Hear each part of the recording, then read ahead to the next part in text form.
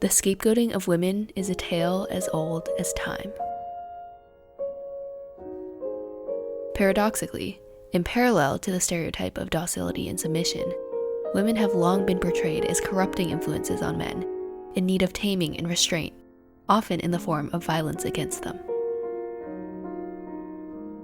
This narrative of woman as blameworthy is intimately entangled with the policing of women's bodies, the patriarchal entitlement to control over female agency. Scapegoating women is so widespread and societally ingrained that it has long been canonized in history, lore, literature, the very stories that tell us how the world came to be and ought to be. In the Bible, Eve committed the act of original sin, eating the forbidden fruit that tasted like the fall of mankind. Adam was created in God's perfect image, Eve merely an afterthought in the name of companionship.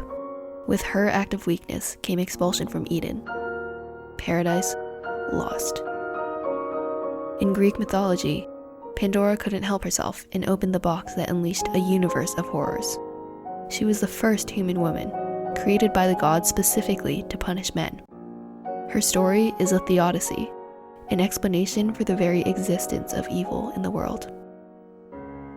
Medusa, with her petrifying glare and slithering tresses, is the quintessential symbol of the monstrous and rageful woman, but lesser known is her origin story.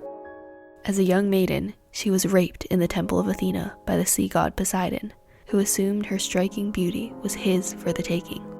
Athena made a gorgon out of Medusa to punish her for the desecration.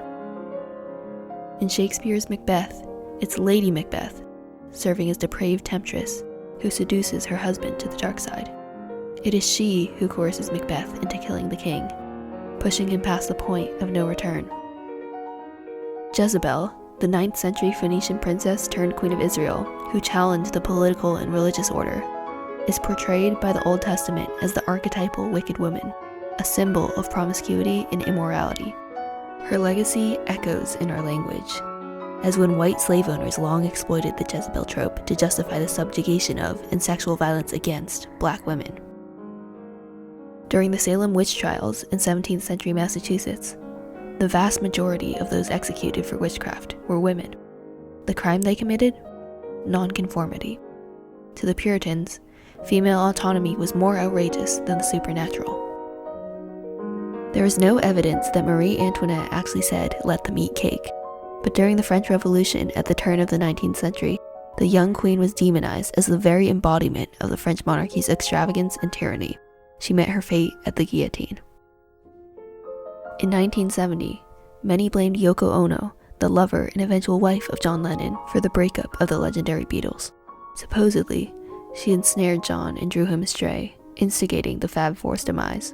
"I was used as a scapegoat," she later said in 2010, after receiving abuse for nearly half a century. In 1991, Anita Hill testified before Congress about the sexual harassment she'd faced while working for Supreme Court nominee Clarence Thomas. She was crucified by the Senate and by the public, labeled a liar, a slut, a lunatic. History repeated itself in 2018, with Christine Blasey Ford's stand against Brett Kavanaugh. In 1998, the President of the United States took advantage of a young intern, and it was Monica Lewinsky whom the world vilified. In January 2020, when the Duke and Duchess of Sussex chose to leave the royal family, the ordeal was dubbed Megxit, a clear assignment of blame. In July 2020, rapper Megan Thee Stallion was shot by her partner, and the internet mocked her. In 2021, 7 women in Atlanta were murdered because the shooter wanted to eliminate his temptations. These immortal sexist tropes perpetually manifest in real-world prejudice and violence. It's about time for some new tales to be told.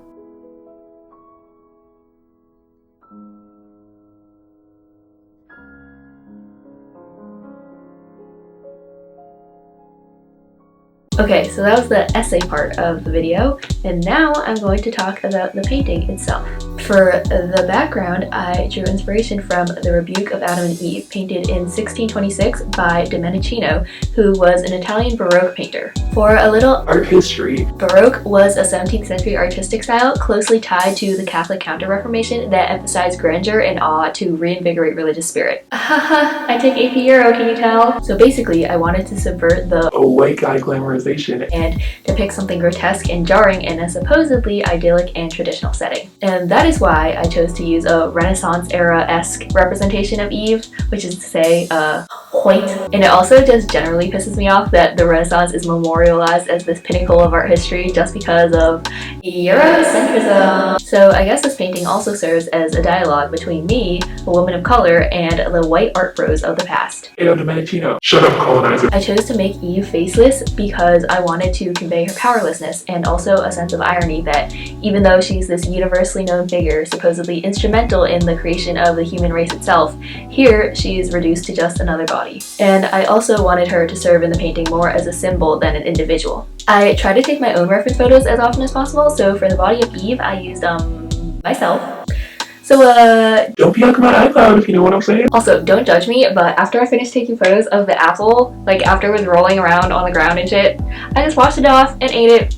It was a good ass apple. I chose to paint these censor bars as a commentary on the excessive control and sexualization of women's bodies, and how even nudity in art is censored on most social media platforms. Big tech, please don't sue me. I was quite scared to paint these because they very visibly clash with the rest of the painting, but that is the point. And I actually use black paint straight from the tube, which I never do. I always mix my darks, usually anthracone blue with alizarin crimson or phthalo green with cadmium red. Anyway, they're supposed to seem out of place and not integrated with the rest of the painting in order to convey how the policing of women's bodies is an external imposition. I wanted to create a juxtaposition between the starkness of the corpse and the societally imposed sexuality inherent in the nakedness. Like, even in death, she's still objectified. It's also a little bit of a riff on how in the Genesis creation story, after Adam and Eve eat the forbidden fruit, they suddenly become aware of their nakedness for the first time, and now their bodies are a source of shame. So they censor themselves with fig leaves. That's some internalized oppression. In my opinion, the demonization of nudity is very much rooted in the trope of woman as temptress and the need to curtail female autonomy, but also in the objectification of women. It's a very weird paradox. In the male imaginary, women have so much agency that they too seize it maliciously by seducing and corrupting, but simultaneously,